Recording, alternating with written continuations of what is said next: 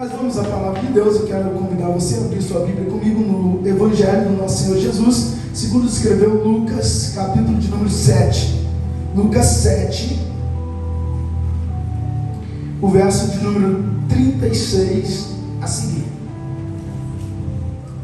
Quero convidar você a dedicar toda a tua atenção agora. Dedicar atenção nessa palavra. Foque seus olhos na palavra de Deus. É muito feliz o homem que recebe a palavra de Deus. Jesus disse: bem-aventurado aquele que ouve as minhas palavras. E ele ressalta dizendo: mais bem-aventurado, mais feliz ainda aqueles que ouvem e praticam a minha palavra. Então a intenção nessa noite é expor a palavra de Deus para você, trazer uma aplicação para que você tenha a oportunidade não só de ouvir, mas também de aplicar essa palavra em nome de Jesus. Amém? Temos aqui o texto. Eu vou te pedir permissão para que nós te pedir, não vou te impor uma permissão, que eu não vou nem perguntar se você permite ou não, mas para que nós possamos ler juntamente isso aqui. Assim não teremos nenhuma variação de versões, de traduções bíblicas. Amém? Não que haja problema nisso, mas às vezes uma leitura em conjunto dificulta o acompanhamento. Vamos lá então, verso número 36. E rogou-lhe um dos fariseus que comesse com ele. E entrando em casa do fariseu, assentou-se à mesa.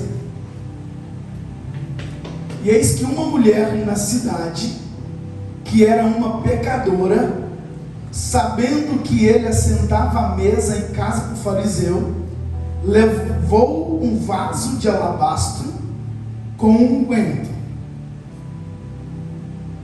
E estando por detrás, aos seus pés, chorando, começou a regar seus pés com lágrimas, e os enxugava com os cabelos da sua cabeça, e beijava seus pés, e ungia com o unguento.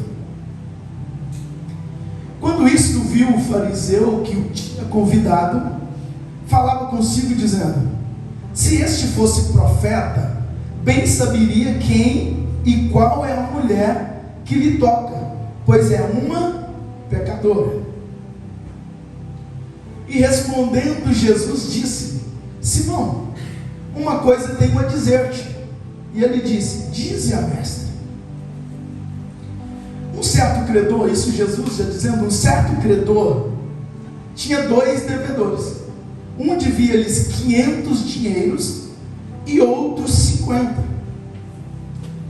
E não tendo eles com que pagar, perdoou-lhes a ambos.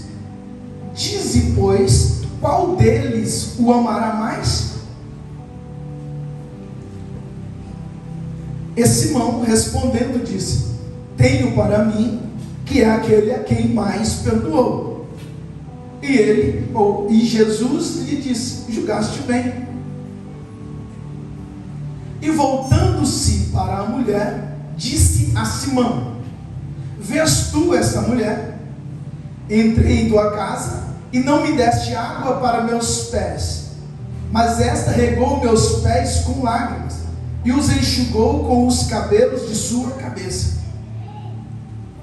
Não me deste ósculo, mas esta, desde que entrou, não tem cessado de me beijar os pés.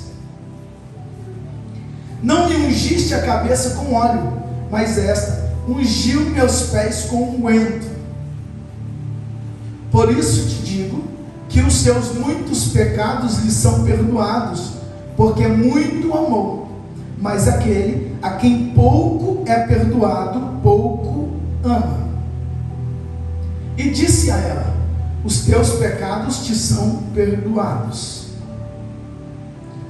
E os que estavam à mesa começaram a dizer entre si: quem é este que até pecado perdoa, ou perdoa até pecados? E disse a mulher: a tua fé te salvou, vai-te em paz. Glória a Deus. Muito obrigado. Mulher mais linda do mundo, minha esposa amada. Vamos lá a palavra então. do nosso Senhor Jesus?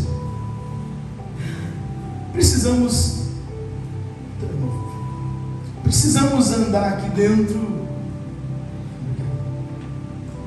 Precisamos andar aqui dentro da história, porque afinal uma história de Jesus, diferente de algumas cartas do apóstolo Paulo principalmente, que nós vamos ali, são aplicações diretas, porque ele escreve uma carta, então, instruindo, passando uma instrução.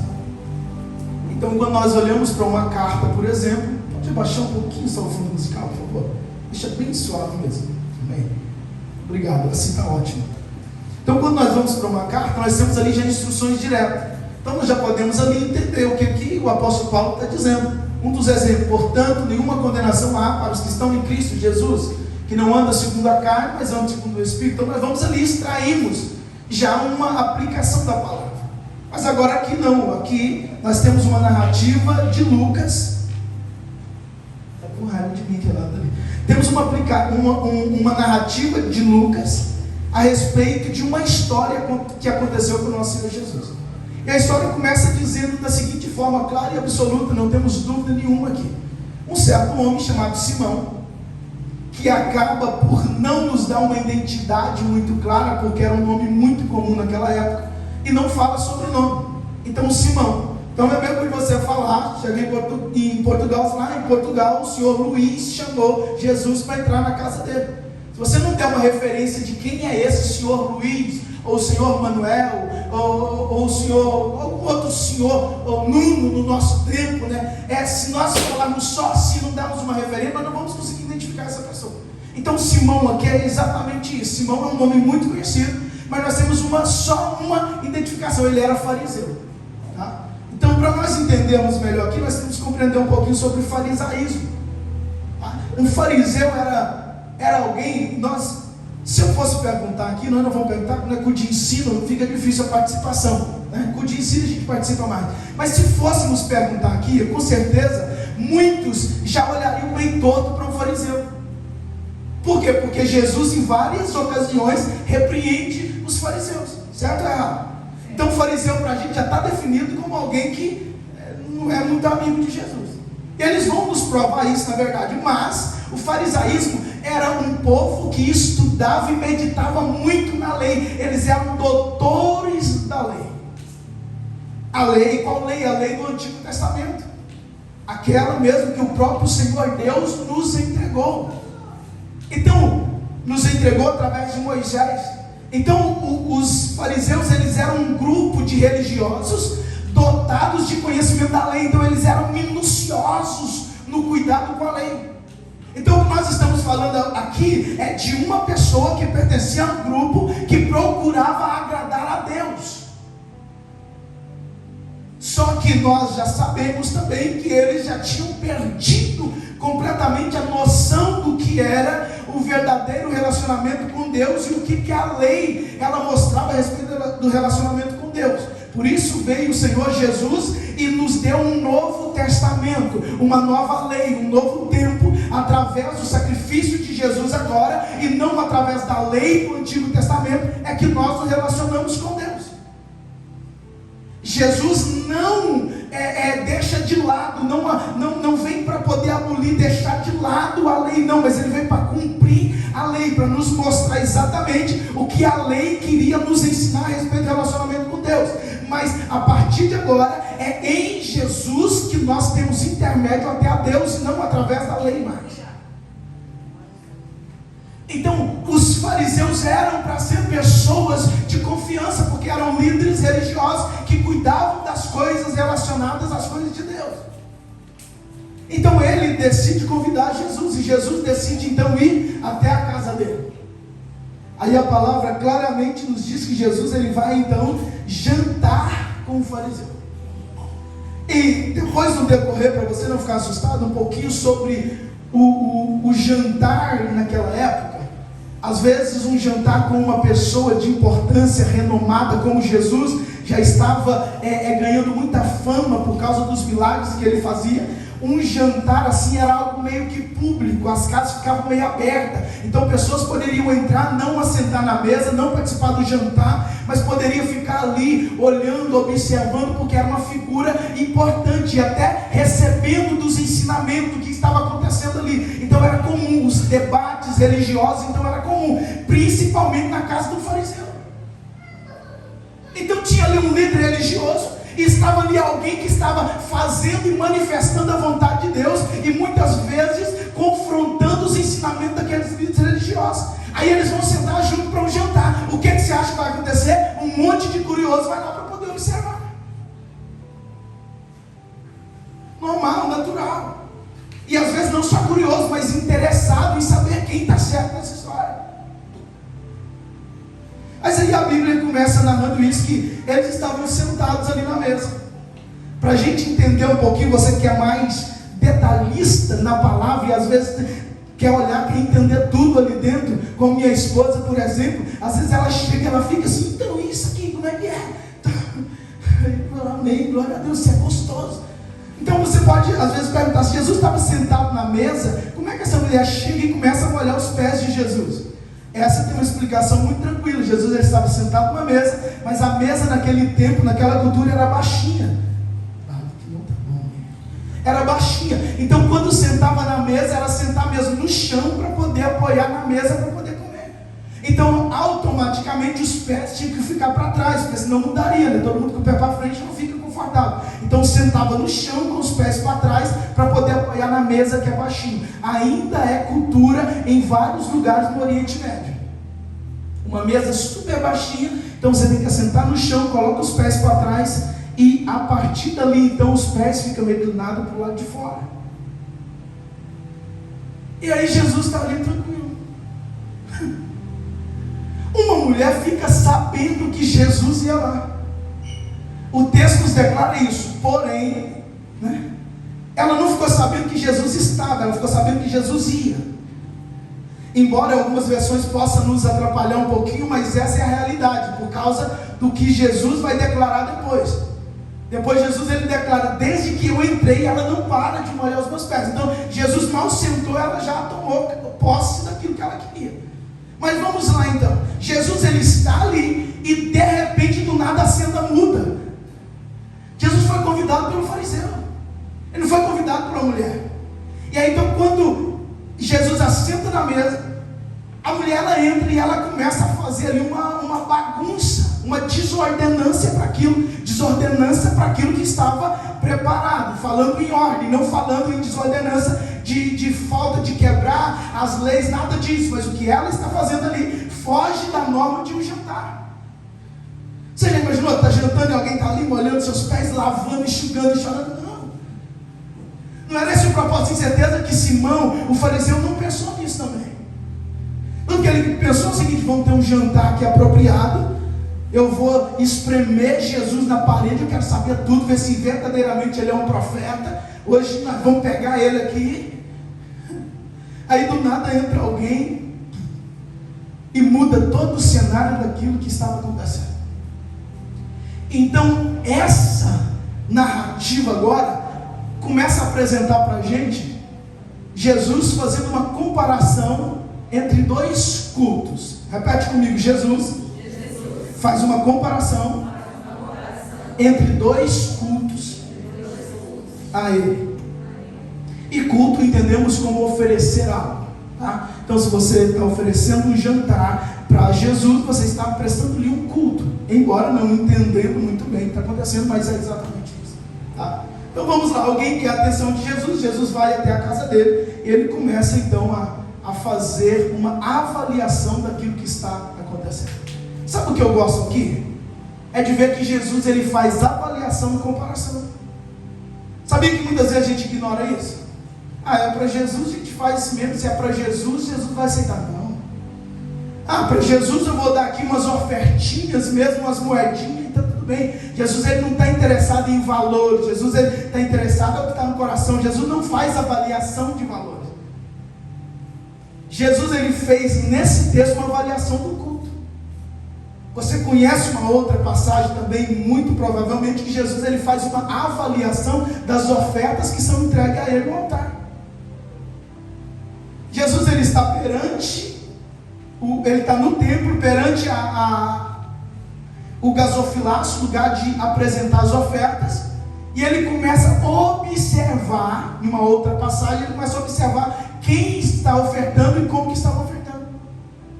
Aí vinha um, dava um pouquinho, vinha outro, dava outro e tal, não sei o que, acabou aquilo ali. Jesus vira para os discípulos e pergunta o que para os discípulos? Quem lembra? Quem ofertou mais? Jesus não pergunta quem deu a melhor oferta, não. Jesus pergunta quem ofertou mais. Se Jesus pergunta quem ofertou mais, é porque ele sabia da resposta e ele estava analisando quantidade, não era a qualidade, não, ele estava analisando quantidade. Aí Jesus então vai falar o quê? Os discípulos vão falar o quê? Quem ofertou mais. Jesus vai dar ali uma lição para ele e falar assim: olha, a oferta maior aqui, e não é melhor, mas a maior aqui foi da viúva. Por quê? Porque ela deu as 2 moedas, mas não é o valor de 2 moedas comparado com 10, 20, mas é o valor de 2 moedas comparado com o que ela possuía. Então a maior oferta era dela, não era por volume de quantidade, mas ao mesmo tempo era pelo valor da entrega. Então o que Jesus está analisando não é qualidade, é quantidade sim, mas a quantidade de Jesus é medida de forma diferente. Então Jesus não está interessado que nós o ofertamos 50 mil euros ou 100 mil euros, não, ele está interessado que nós ofertamos do fundo do nosso coração algo que represente uma oferta para ele, se tratando de situação financeira. Mas que Jesus olha e faz comparação, isso é nítido dentro da palavra de Deus. Então não podemos ignorar esse fato. Vamos oferecer para Jesus qualquer coisa que ele vai aceitar. Não, ele nos ofereceu o melhor que ele tinha, e ele espera que nós apresentemos a ele o melhor da nossa versão, lavado e remido pelo sacrifício dele. Então Jesus te lavou, te libertou, te tirou de um lugar de pecado. Agora ofereça-lhe aquilo que é melhor. É isso que ele está esperando de cada um de nós. Não é de qualquer maneira, não é de qualquer jeito que devemos chegar à presença dele. No Antigo Testamento, em várias passagens, ele vai determinar que ninguém se apresente de mão vazia perante mim, que todo mundo traga algo para oferecer na minha presença. O problema de muitas pessoas da nossa geração, de muitos irmãos da nossa geração, não querem se entregar para Jesus. Querem que Jesus lhe entregue, mas não querem entregar-se para Jesus. E não é só, irmãos, não estamos falando só de coisas financeiras, não. Nós precisamos também estar envolvidos, mas estamos falando de entrega num valor total para Jesus. Porque se Jesus não governar tudo na nossa vida, ele não é o nosso Senhor. Se Jesus não for o governante de tudo na nossa vida, ele não é verdadeiramente o Senhor da nossa vida. Jesus ele está comparando o culto ou as ações de uma mulher e de um homem nessa ocasião especial desse jantar. A mulher chega, já prostra logo aos pés de Jesus, e ela começa a chorar. E ela está chorando intensamente, e as lágrimas dela começam a molhar os pés de Jesus, começa a lavar os pés de Jesus. E aí, não satisfeito com aquilo, ela pega do próprio cabelo, tira a cobertura do seu cabelo, naquela época muito comum, ela tira aquilo que era um ato vergonhoso para as mulheres, mas ela não está se importando com a vergonha que ela vai passar, ela só está se importando com uma coisa: é Jesus que está aqui na minha frente, e eu preciso entregar para ele o melhor que há em mim. As lágrimas dela começam a molhar os pés de Jesus. E aí ela pega, descobre o seu cabelo e começa a secar, enxugar os pés de Jesus. O vaso que nós lemos nessa versão, em outras versões, vai dizer o frasco que ela trazia, feito de alabastro, ela veio de propósito para ungir os pés de Jesus. Então o que nós entendemos aqui é que uma mulher toma uma decisão, e a decisão dela não é lá enxugar os pés de Jesus com o cabelo, não é derramar lágrimas nos pés de Jesus, não. A decisão dela é ir até os pés de Jesus, ungir os pés de Jesus. Mas Mas quando ela chega, a graça maravilhosa que está em Jesus começa a tocar profundamente o coração dela. E quando ela começa a enxergar, olhando para aquele que é Senhor dos senhores, e não fazia pouco caso dela como os muitos naquele tempo, mas ao contrário, permite com que ela fique ali aos pés dele, as lágrimas começam a descer e elas começam a molhar os pés de Jesus. E quando ela vê, ela já está envolvida num ato de adoração que vai servir de comparação para um entendedor da lei que tinha convidado Jesus para a casa dele. A entrega para Jesus, irmãos, não programe o seu culto dizendo: na hora que o pastor dizer assim, eu vou dar glória. Não, se programe o seu culto para chegar e falar: Senhor Jesus, eu estou indo para depositar aos teus pés. E aí você vai ver o que vai acontecer. Porque quando a gente começa a ver Jesus, se a maravilhar a respeito da pessoa de Jesus, automaticamente o poder, a glória do Senhor Jesus começa a nos constranger, começa a nos fazer assim entregar na presença dele. Então, em nome de Jesus, começa quando chegar no culto, não fica pensando à espera de um de outro, não, você começa a invocar o nome do Senhor, começa a dar glórias no nome do Senhor, começa a entrar na presença do Senhor com o teu coração, com a tua mente, e a prostrar-se aos pés do Senhor verdadeiramente. É isso que essa mulher faz. A atitude dela chega lá próxima, quando ela prostra, está ali pensando em ungir os pés de Jesus, começa a glória descendo, porque ela começa a ver: eu estava perdida, mas ele me achou. Eu estava num charco de lodo, mas ele me tirou. Eu estava num lugar terrível e assolado pelas provações, mas ele me tirou e trouxe paz para o meu coração.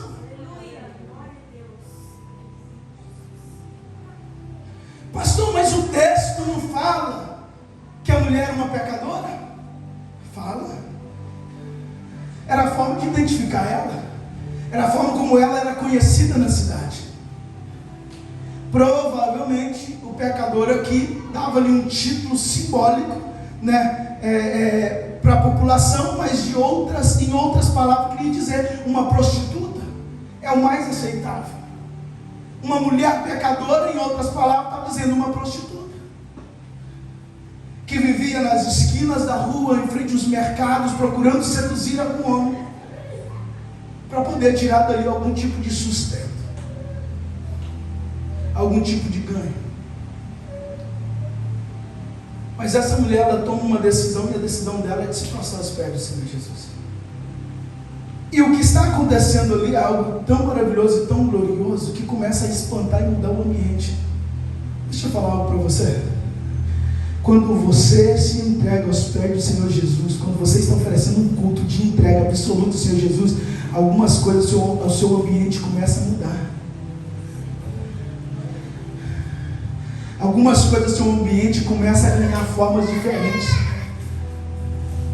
Você imaginou aqui que o jantar era ali para um debate, para uma discussão junto com o fariseu, o entendedor da lei, e agora as coisas estão mudando. Jesus, ele ganha o centro do negócio. Jesus, ele ganha o poder, a autonomia, a autoridade, a oportunidade para poder falar daquilo que está no coração de Deus, porque é isso que Jesus faz. Então, toda vez que você oferecer um culto maravilhoso ao Senhor na sua vida, você está dando oportunidade para que Cristo se manifeste.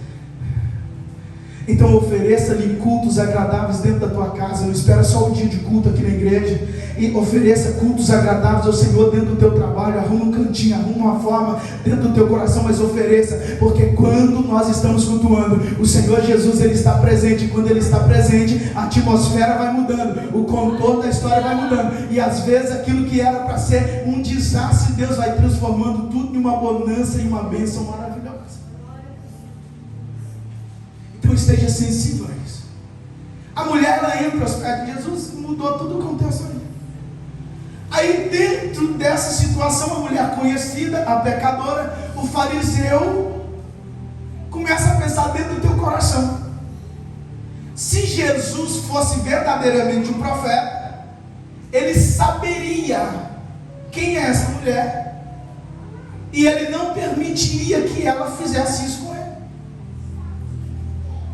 Ele saberia exatamente quem é essa mulher, que é uma pecadora, e ele não ia permitir que essa mulher ficasse ali aos pés dele, oferecendo ali um culto para ele no meio de uma reunião importante no meio de líderes religiosos. Essa declaração do fariseu contrasta com umas declarações pouco anterior a esse evento, que muitas pessoas elas vão reconhecer Jesus como o profeta enviado de Deus, o Messias, o prometido. Aí ele está dizendo assim no seu coração, o povo está dizendo que ele é um profeta, mas se ele verdadeiramente fosse profeta, não sabe, isso está passando dentro do coração, tá? Dentro do coração do que do fariseu. Se verdadeiramente, irmã Sara, se ele fosse um profeta, ele saberia que essa mulher é uma prostituta e ele ia escorraçá-la daqui para lá, porque é isso que os fariseus, os doutores da lei, sabiam fazer. Ia tentar uma forma de apedrejar ela, de acabar com a história dela. Aí quando ele está falando isso, Jesus, como verdadeiramente é um profeta, e profeta não fala só daquilo que sabe, mas Deus revela íntimo no coração de profeta. Jesus vira para ele, provando para ele, não só sou um profeta que sei da história dessa mulher, mas sei também do que está passando no teu coração. Jesus ele não confronta nessas palavras, mas Jesus ele começa a declarar e a confrontar a realidade do coração dele, usando formas aqui especiais. Jesus começa a confrontar aquele fariseu, sondando o que estava no íntimo do coração dele. O verdadeiro profeta não é aquele que fala de ações conhecidas, mas aquele que muitas vezes fala de ações desconhecidas. Profeta Natan no Antigo Testamento. Davi cometeu um adultério, depois cometeu um crime, tudo escondidinho, porque ele era rei e tinha autoridade para fazer isso. Ai de quem quebrasse o plano dele, então ele faz tudo minuciosamente, ninguém está sabendo de nada, só ele. Engano dele, porque os olhos que tudo vê, o Senhor dos Exércitos, que está implacável olhando para a terra, não deixou nada passar desapercebido. Está bem tranquilo, lá chega o profeta Natan, chega para ele e começa a contar uma historinha para ele. E aí nessa historinha, na hora que ele completa a historinha de um homem justo, que pega a única ovelha de outro e tal, depois você lê lá no livro do profeta Samuel, se não me falha a memória. Aí quando ele chega na conclusão da história, a conclusão dele como um homem justo, fala assim, esse homem que fez isso merece morrer. Aí o profeta vira para ele, esse homem é você. Você que deu lugar para o diabo, você que deu ocasião para o diabo, então você precisa se consertar. Profeta não fala só de acontecimentos que estão, não. Profeta recebe a revelação de Deus. E se recebe a revelação de Deus, fala também de coisas ocultas que você acha que ninguém mais sabe. Então cuidado com o posicionamento. Não brinca diante de Deus. Deus não vai deixar nada passar oculto diante dos olhos dele. Pode ficar tranquilo em relação a isso. Pastor, fizeram injustiça comigo. Deus está vendo e no tempo certo vai ter acerto de conta. Pastor, fizeram isso. Fica descansado do teu coração, porque o seu Deus ele não é injusto e ele não deixa passar nada desapercebido. O fariseu argumentando no coração dele, dizendo, se ele soubesse que era uma pecadora, Jesus vira para ele e fala, olha, deixa eu te fazer umas perguntinhas, vem cá.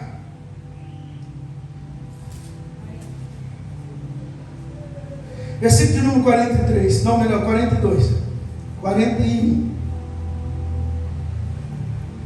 Certo credor tinha 2 devedores. Um lhe devia 500 denários. Vai estar um pouquinho diferente, tá? Mas eu vou ler aqui nessa versão aqui que eu gostei mais aqui, nos detalhes. Certo credor tinha 2 devedores. Um lhe devia 500 denários e o outro devia 50. E como eles não tinham com o que pagar, o credor perdoou a dívida de ambos. E aí Jesus faz uma pergunta, qual deles, portanto, amará mais o tal credor?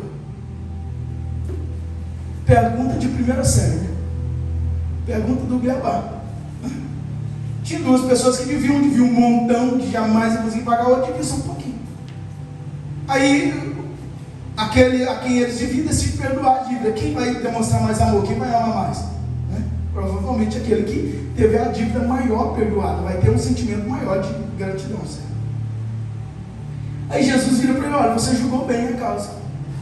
O fariseu responde, não, provavelmente aquele que teve uma dívida maior perdoada. Jesus vira para ele e fala, não, sim, Você respondeu muito bem. Aí Jesus começa a pontuar o que está acontecendo ali naquela sala. Aí Jesus vira para ele e diz o seguinte: olha, você está vendo aqui essa mulher? Sim, estou vendo. Quando eu entrei na sua casa, vamos lá para o texto, né, para nós não atrapalharmos aqui. Quando eu entrei na tua casa, você não ofereceu água para lavar os meus pés. Embora na versão que nós lemos, você não trouxe água para os meus pés. Mas claramente é isso, era um costume daquela época, de todo mundo que entrava numa casa, tinha água, né? Alguém chegava, um servo da casa, provavelmente chegava e derramava água nos pés, lavava os pés, porque é um tempo remoto, né? Então habitualmente faziam-se isso. E aí lavava os pés para a pessoa entrar, ficar confortável, ficar tranquilo, ficar seguro. Aí Jesus começa a comparar aqui as versões que aconteceu. Você não lavou os meus pés. Aí Jesus ele vai dizer: porém, essa mulher, desde quando eu entrei, ela não para de molhar os meus pés com lágrimas e secar os meus pés com o seu cabelo.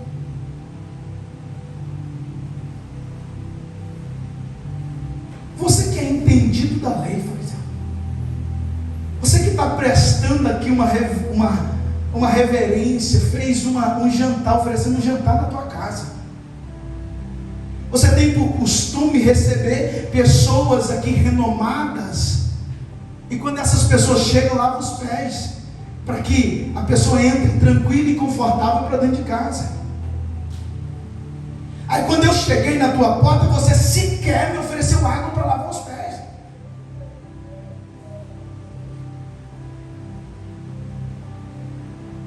Você sequer teve uma ação de respeito para com a minha pessoa.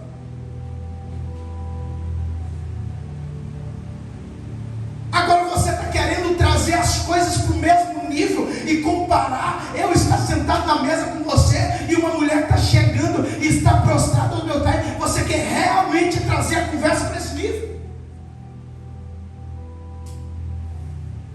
Por ali, por meio da conversa, eu já começo a imaginar, irmãos, que mais ninguém falava naquela sala e somente observava Jesus, e alguns passando vergonha, como era o caso do fariseu. Porque se tem uma coisa que a gente é bom, é quando as nossas vergonhas são expostas, a gente tende a calar e ficar ali desenquadrado, e é isso que está acontecendo nesse momento. Acredito eu que, como resistente que era e conhecedor da lei, procurando algum ponto da lei para justificar a sua ação. Mas Jesus não para, Jesus é implacável, e Jesus continua dizendo: mas quando eu cheguei, desde o momento que eu cheguei, essa mulher correu, prostrou os meus pés, e com as lágrimas dela, ela está molhando, lavando meus pés, e com os próprios cabelos, ela já está enxugando meus pés.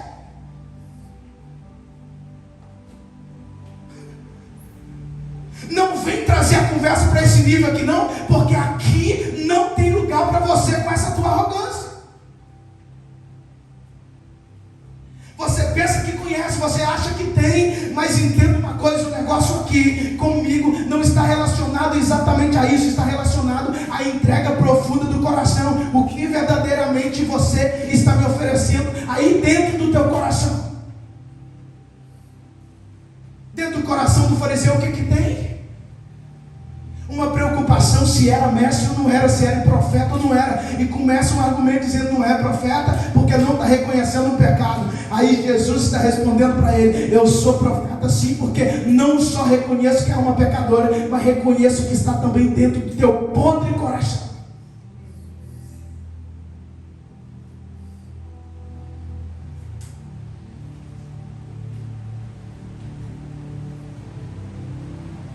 E não só lavava e enxugava, como beijava os meus pés. E você nem com um beijo me recebeu na hora que nós entramos na tua casa. Outro costume daquela época, a pessoa renomada de importância era recebida com um beijo na testa. O que nós lemos nessa versão com ósculo. Um pouquinho mais atrás: você não me recebeu com um ósculo, que era um beijo de cumprimento, de seja bem-vindo, você é bem-vindo neste lugar, eu reconheço tua autoridade, você é uma pessoa importante, você tem importância para mim.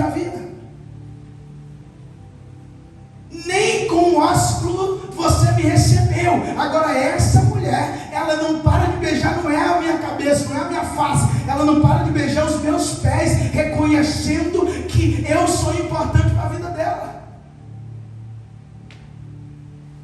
Aí Jesus continua: você não ungiu a minha cabeça com óleo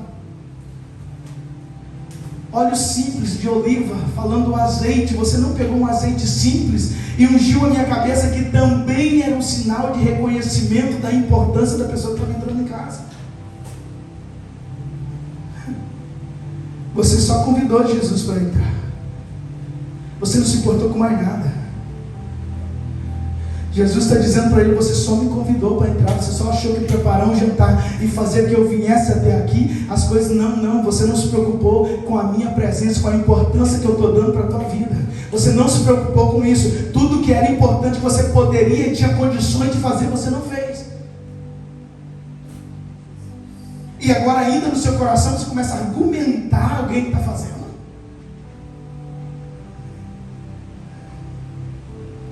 Essa mulher, desde a hora que entrou, ela não para de ungir os meus pés, não é com óleo, não é com azeite, não, ela não para de ungir os meus pés com um unguento precioso, um perfume precioso que ela está derramando nos meus pés. Não é o óleo mais barato, o azeite mais barato, não é algo que não tem importância, não. Ela está trazendo algo profundo e importante para ela e derramando aos meus pés, dizendo: eu reconheço quem tu és e eu reconheço o que o Senhor fez por mim.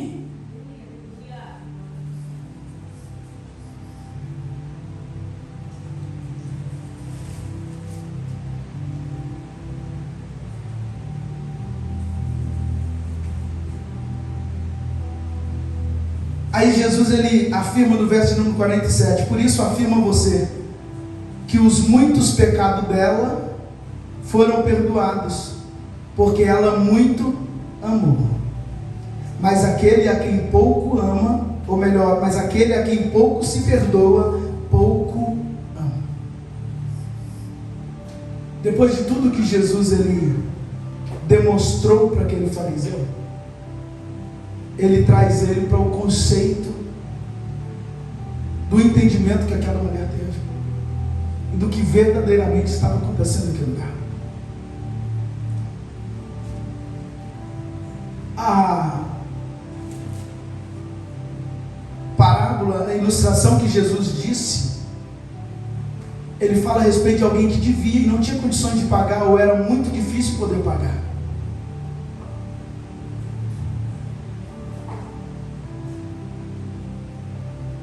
Esse dinheiro da pessoa que devia mais correspondia aproximadamente a 22 meses, quase 2 anos de trabalho, para poder pagar isso sem gastar em nada, pegar tudo que ganhava nesse período e direcionar para poder pagar as dívidas, fora juros que eram cobrados naquela época. Já a outra dívida correspondia a aproximadamente 2 meses de dívida, ou seja, 2 meses trabalhando para poder conseguir pagar aquilo. Então era algo que realmente também era muito difícil de pagar. E essas pessoas não tinham condições nenhuma de pagar. Aí o credor perdoa. Isso já nos leva diretamente à nossa condição. A nossa dívida era impagável diante de Jesus. Não tínhamos recursos nenhum e nem forma de poder pagar a dívida que tínhamos diante de Deus. Aí Jesus, ele vem. Isaías 53 vai nos declarar claramente isso: o castigo que nos traz a paz estava sobre ele, ou a dívida que era para ser nossa, ele pagou no nosso lugar, ele perdoou as nossas dívidas. É isso que Jesus está dizendo. Jesus está falando para ele, simbolizando para ele aqui: olha, havia uma dívida que era impagável, mas alguém foi lá e pagou essas dívidas. Agora, o que acontece? Qual é a resposta que essas pessoas vão dar para Jesus? Qual é a resposta que essas pessoas vão dar para aquele que perdoou as dívidas? Aí Jesus está começando a declarar para ele e entrar aqui num debate bem profundo, dizendo para ele da seguinte maneira: olha, a dívida dos dois foram pagas. Agora, quem vai demonstrar mais amor é aquele que teve a dívida maior perdoada. Então olha para o que nós estamos vendo aqui nesse momento. Se essa mulher está desse jeito, é porque ela entendeu que o amor que foi derramado sobre ela para poder pagar as dívidas dela, limpar ela, purificar ela, foi um amor muito intenso, foi um perdão muito grande. Por isso o reconhecimento dela é tão intenso, por isso ela está tão prostrada aos pés. Agora, aquele que está pouco prostrado é porque pouco lhe foi perdoado. Ele não consegue entender o tamanho do perdão que possa ter sido derramado, então ele não consegue verdadeiramente se entregar. Agora a mulher que entendeu o que lhe era perdoado perante Jesus, ela está derramando tudo que ela tem de mais precioso na presença dele, dizendo: eu reconheço que eu estava totalmente condenada, mas na tua presença eu ganho uma nova identidade. Eu reconheço que era conhecido como uma pecadora, mas na tua presença eu sou agora conhecida como filha. Na tua presença eu sou reconhecida como geração eleita, povo santo, sacerdócio real. É isso que ela está entendendo. E quando ela entende isso, o que ela diz? Ela começa a se derramar na presença de Jesus, se entregando verdadeiramente para Ele. Aí a resposta de Jesus é para ela, dizendo: filha, os teus muitos pecados te são perdoados. Vai na paz de Deus. Aleluia. O que está acontecendo aqui, irmão, é algo profundo. O que está acontecendo aqui é algo maravilhoso da parte de Deus. Mas agora aquele fariseu não está entendendo nada, não está vivendo nada, ele só está questionando o seu coração. Ele está questionando que Jesus não é um profeta. Mas aquela mulher está prostrando aos pés de Jesus não só como profeta, mas como um rei. Ela está prostrando aos pés de Jesus não só como um profeta, mas como aquele que tem o domínio de todas as coisas. Ela está reconhecendo o poder e o domínio de Jesus.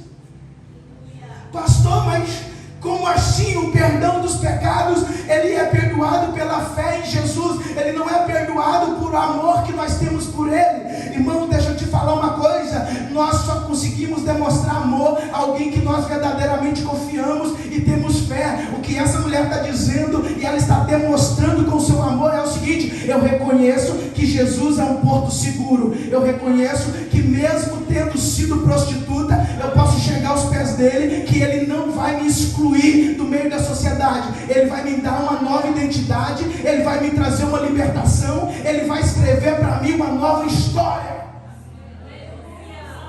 Então a fé em Jesus faz com que ela deposite o amor aos pés de Jesus.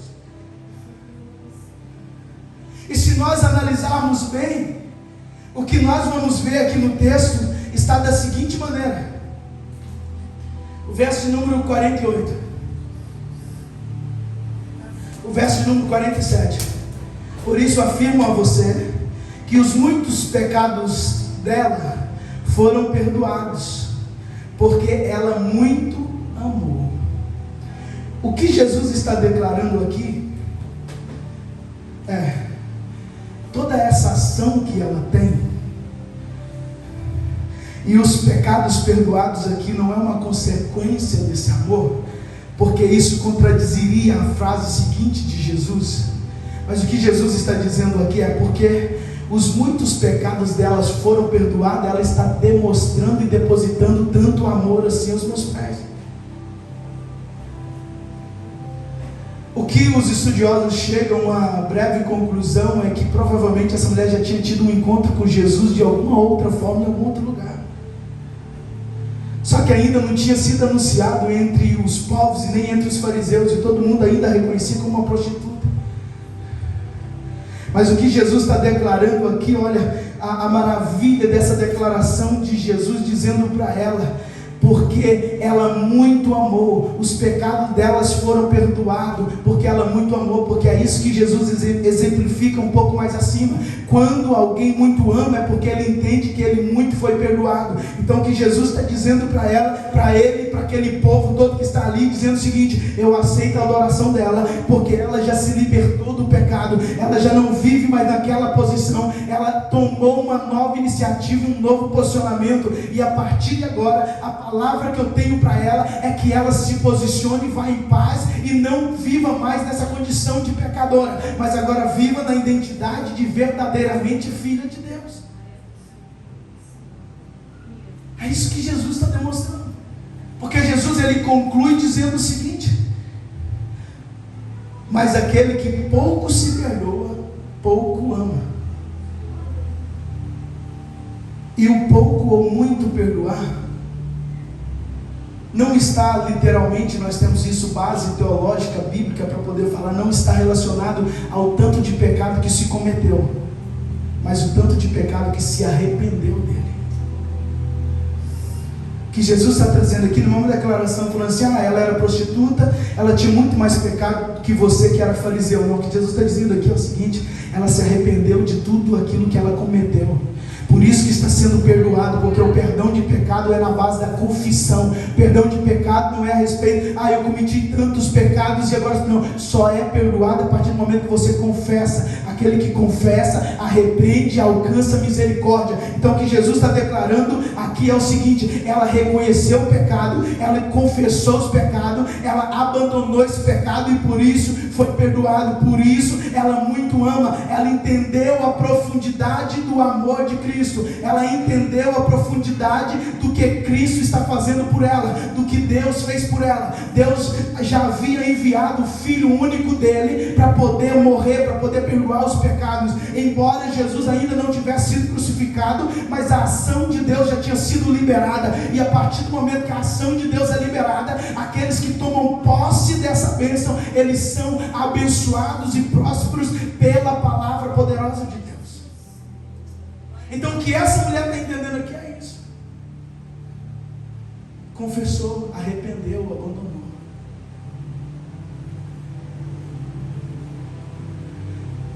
E o que a palavra de Deus traz para nós nesse momento é: como está a resposta que você tem dado para aquilo que Jesus tem feito para a sua vida? Tem muitas pessoas achando que a sua posição vai garantir alguma coisa para ele. A posição do fariseu aqui foi confrontada. Embora ele teve ousadia de convidar Jesus para ir na casa dele, o coração dele estava fechado para o que Jesus desejava fazer. Eu não sei se você foi criado no lar evangélico. Infelizmente muitas pessoas têm sofrido com uma condição, achando que estando inserido no meio gospel, no meio evangélico, no meio cristão, elas terão a salvação. Elas terão perdão pelos pecados, elas terão a vida delas restaurada diante do Senhor. Se a minha vida, se a tua vida, se a vida de um filho de pastor, se a vida de um filho de um grande missionário, um grande homem de Deus, não estiver alinhada com a vida de Jesus, nós não temos garantia nenhuma de vida eterna, nem de um relacionamento com Deus. O seu culto não é mais bem recebido porque você entende, você tem teologia, você sabe dar glória a Deus, você sabe falar aleluia bonito, você sabe expressar bonito. Não é isso que define o nosso culto. O que define o nosso culto é o quanto o nosso coração está sendo derramado aos pés de Jesus. Aquela mulher entra num lugar onde ela não tinha nenhum argumento teológico para poder falar com Jesus e declarar palavras lindas para Jesus. Aquela mulher entra num lugar onde ela não tinha um ambiente preparado, não era a casa dela para poder oferecer um culto para Jesus. Ela invade a casa de alguém, mas o que ela traz é muito mais profundo do que qualquer ornamento que nós podemos ter. O que ela traz é aquilo que está dentro do coração. O que ela traz é um coração contrito e disposto a se prostrar aos pés de Jesus e reconhecer quem Jesus é, e entregar para Ele o melhor que ela podia, independente da condição, do ambiente, da forma como ela estava. O que você tem para oferecer para Jesus?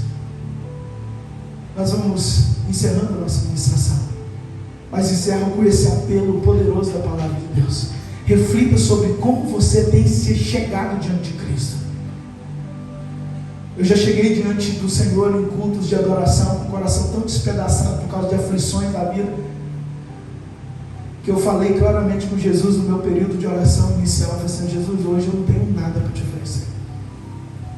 Tudo que eu tenho aqui é um coração despedaçado para poder derramar os teus pés. Tudo que eu tenho aqui, Jesus, eu não tenho nem expectativa, nem esperança alguma. Tudo que eu trouxe para o Senhor hoje é um coração ferido, machucado, angustiado, triste. É isso que eu trouxe para oferecer perante o Senhor. E para minha surpresa, foi dos melhores cultos que eu já tive na minha vida. Porque Jesus não vem aqui esperando nossa performance, não. Jesus não vem aqui esperando o melhor instrumentista, baterista, ministério de louvor. A gente sim deve oferecer o melhor, mas Jesus não vem aqui esperando isso. Jesus não vem aqui para esperar uma igreja linda, pintadinha, embora ele mereça, irmão, a melhor igreja do mundo, mais linda sim, mas ele não vem aqui esperando isso. Ele vem aqui esperando corações prostrados aos pés dele, falando assim: Senhor Jesus, eu reconheço quem o Senhor é, eu reconheço quem eu sou. Jesus não vem aqui esperando teologia, irmão, você dobrar, começar a falar aramaico, hebraico e definir palavras, não. Jesus, e entenda esse despertar aqui. Jesus se desperta no domingo de manhã e vem para um culto como esse, esperando a adoração que flui de crianças, de jovens, adolescentes, mas uma adoração sincera, algo que flui verdadeiramente do coração. Não é para aparecer para ninguém, não é para Ele.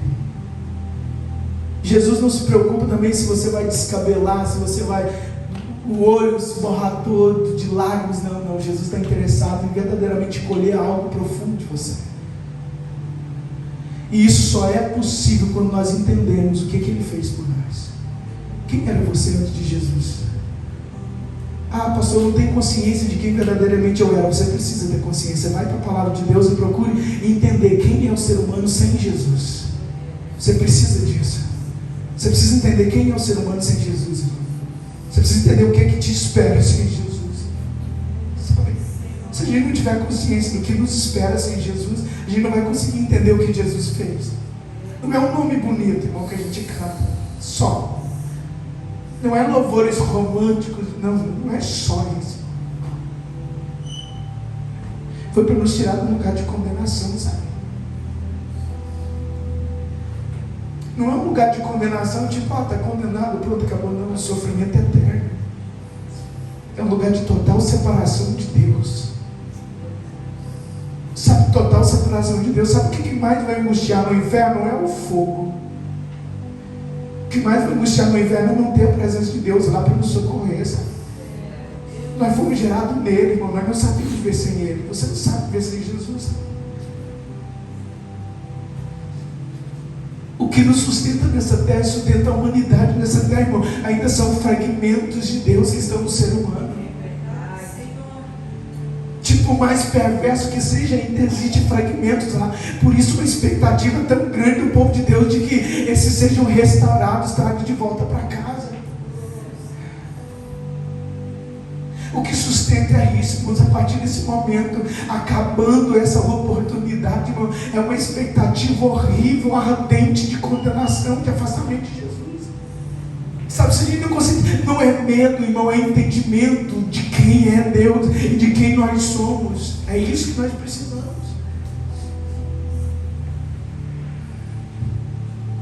E quando nós entendemos isso, nós entendemos quanto que Jesus fez na cruz do Calvário. Nós assistimos a paixão de Cristo e choramos, sim, certo. Mas quando nós fomos para a Bíblia Sagrada, começamos a entender, irmão, que a gente estava num charco de lodo, num lugar terrível de condenação, de afastamento de Deus. Aí o Senhor Jesus veio naquele sacrifício dele na cruz do Calvário, Ele nos pegou de lá. Ele nos tirou desse lugar, nos transportou para um lugar de paz, irmão. Você tem paz, a paz de Deus, que excede todo o entendimento, está no nosso coração, através do sacrifício de Jesus. Éramos inimigos de Deus, né? mas combatíamos contra Deus. Tudo que nós sabíamos fazer era andar afastado de Deus, desgarrado de Deus. Eu tenho lembranças do meu coração de um tempo de angústia na minha alma. Esse tempo de angústia se chamava domingo à noite, irmãos. À altura dos meus 16 para os 20 anos, nessa fase, afastado da igreja. Na hora que eu colocava a cabeça no meu travesseiro para dormir, um vazio tão profundo penetrava no meu coração. Tendo uma família linda, amada, linda, com dificuldade como todas as famílias têm, mas linda, amada. Tendo amigos, irmãos, que me abraçavam de verdade, estava sempre muito envolvido. Não tinha nada aparentemente de solidão na minha vida. Tinha uma casa, tudo bem estruturado, trabalho. Mas quando eu deitava domingo à noite, era um vazio que penetrava a imensidão da minha vida.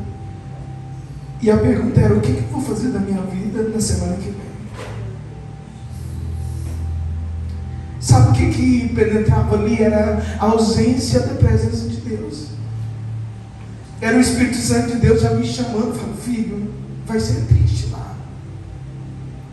Não quero ir para esse lugar. Não quero viver separado de Deus.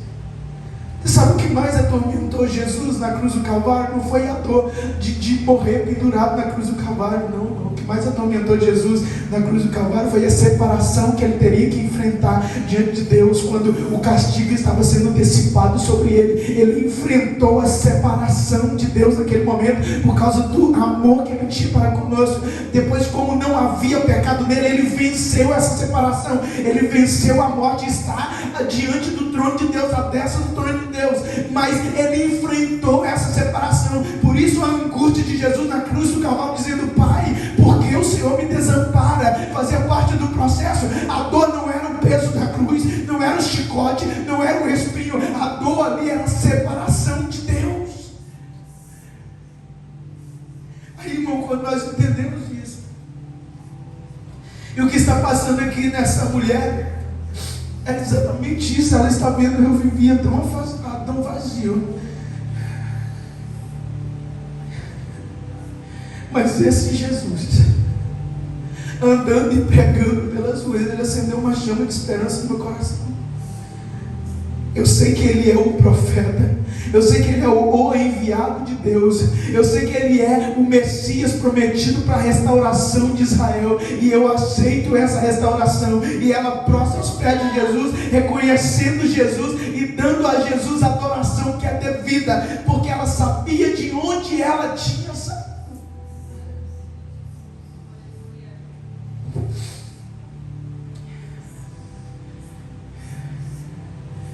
Em 2008, à altura dos meus 22 para 23 anos de idade, sentado numa cadeira assim, perto do altar, numa pregação que eu sequer lembro qual era a pregação, eu voltei para Jesus. Irmão, você não imagina quanto eu chorei, arrependido dos segundos que eu passei na de Jesus.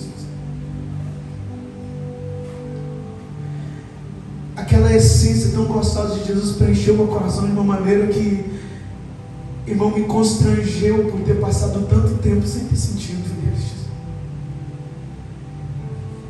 E a partir daquele momento o Senhor me deu uma paz que eu não consigo explicar para você.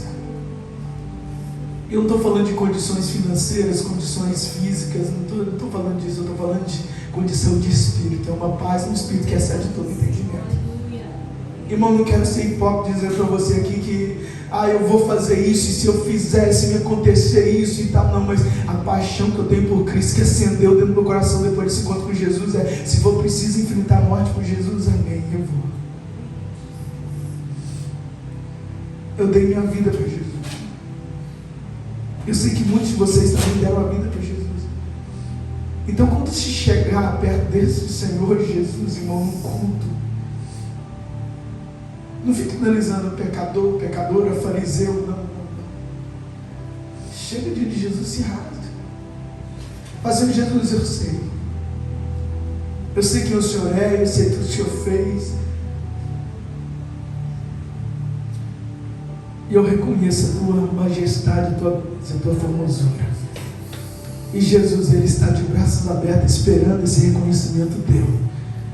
E quando nós reconhecemos isso, uma glória invade o ambiente, invade o nosso coração, invade e começa a transformar tudo. E é isso que eu profetizo sobre a sua vida, um ambiente de culto, um ambiente de transformação, um ambiente de entender verdadeiramente onde você está, quem você é, o que Jesus fez pela sua vida.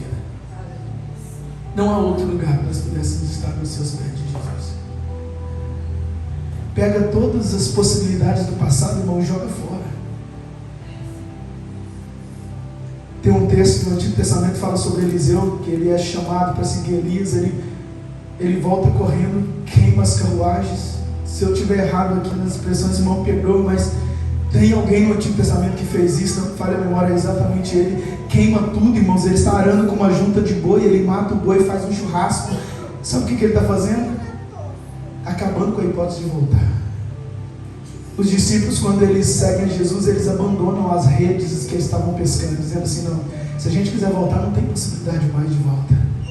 Então, em nome de Jesus, hoje o Espírito Santo de Deus está te convidando para esse lugar, um lugar de se derramar verdadeiramente ao Senhor Jesus. Eu quero orar com você, Senhor Jesus. Oh, Senhor Jesus. Senhor, nós te amamos, Jesus. Nós reconhecemos o teu poder, o teu domínio, o teu favor, o teu perdão sobre nós, quando nós não tínhamos condições de pagar nossas dívidas. O Senhor nos perdoou, Pai. Senhor Jesus, nos ajude com o teu amado Espírito Santo a nos posicionar diante de Ti, reconhecendo de onde o Senhor nos tirou e tudo que o Senhor fez por nós, e então amarmos o Senhor verdadeiramente por tudo que o Senhor nos perdoou, nos restaurou e nos fez. Pai, eu oro, Senhor, sobre cada um dos teus filhos, Senhor, que estão firmes no Senhor, para que estejam ainda mais profundos e enraizados na tua palavra. Aqueles, Senhor, que estão distantes do Senhor, aqueles que estão, Senhor, indecisos, cocheando entre dois pensamentos, Pai, em nome de Jesus, que hoje seja quebrado toda barreira, toda fronteira, tudo aquilo que impede, Senhor, um verdadeiro relacionamento. Pai, que haja uma mudança profunda e poderosa. Eu declaro na autoridade do nome de Jesus, pela misericórdia poderosa do Senhor Jesus, e que mudanças poderosas aconteçam na vida de cada um dos teus filhos.